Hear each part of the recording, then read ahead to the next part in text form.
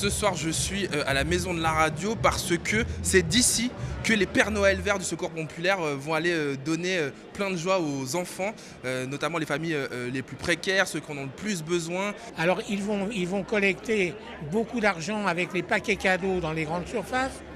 Nous organisons des grandes tournées des Pères Noël verts, des grandes collectes, nous mettons des troncs chez les commerçants. Nous faisons appel aussi à nos partenaires pour que se développe l'arrondi en caisse et l'arrondi en salaire. Dans le même esprit, nous allons participer à des marchés de Noël.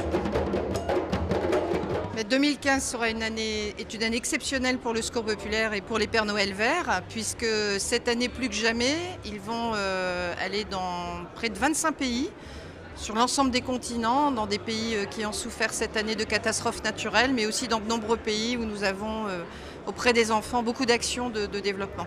Et concernant la campagne de Père Noël vert, on travaille avec les migrants en France, surtout dans la région de Val d'Oise et la région à Calais. Et donc on apporte de la solidarité au quotidien, mais particulièrement pour cette période de Noël, on apporte pour les enfants des cadeaux pour que ça soit symbolique et symbole de solidarité.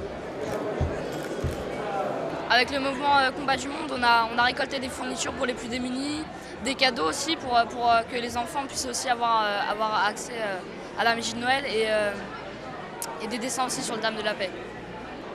C'est important parce que comme ça, tous les enfants auront des cadeaux, ils se sentiront pas différents des autres et ils pourront partager ce moment avec leur famille.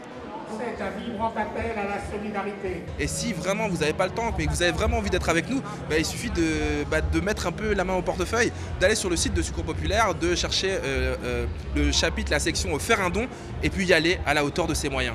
Et puis bon, pour les gens qui hésitent à donner parce que les finances ne sont pas forcément très prospères en ce moment, les dons jusqu'au 31 décembre permettent quand même de défalquer une partie du don de ces impôts. Ça peut être aussi intéressant.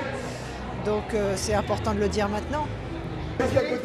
Tenons-nous fort la main pour montrer qu'on est solidaires, qu'on est ensemble, qu'on est une humanité positive, quoi. Et ça, aujourd'hui plus que jamais, on en a vraiment besoin.